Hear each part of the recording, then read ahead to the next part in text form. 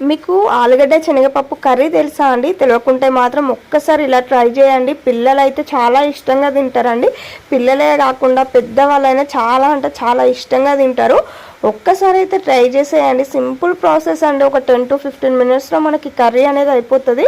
First అయితే శనగపప్పు అయితే ఒక గ్లాస్‌న్నర అయితే నానబెట్టేసుకోండి. అంటే మీకు ఎంతమంది ఉంటారు, ఎంత సరిపోతుంది అనేసి అయితే చూసుకోండి. నేనైతే జస్ట్ పిల్లలు మార్నింగ్ టైము కొంచెం ఇంట్లో వాళ్ళు చపాతీ చేశానండి. ఆ చపాతీకి సరిపడా మాత్రమే నేను చేసేసుకున్నాను. ఒక 2 ఆలుగడ్డలు తీసుకున్నాను. ఒక చాయ్ గ్లాస్లో సగం గ్లాస్ అయితే శనగపప్పు నానబెట్టేసుకున్నాను. తర్వాత మనము ప్రాసెస్ ఏంటి అంటే కడాయి పెట్టేసుకొని ఒక 3 టేబుల్ స్పూన్స్ ఆయిల్ వేసుకొని, ఆయిల్ హీట్ అయిపోయాక జీలకర్ర, ఆవాలు, ఉల్లిగడ్డ, పచ్చిమిర్చి వేసేసుకోండి.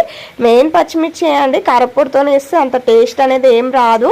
ఈ పచ్చిమిర్చి, ఉల్లిగడ్డ కొంచెం ఫ్రై అయిపోయాక లైట్గా పసుపు, లైట్గా సాల్ట్ వేయండి. పచ్చి వాసన పోయి మంచిగా రోస్ట్ కావడానికి మాత్రమే కొంచెం పోస్ట్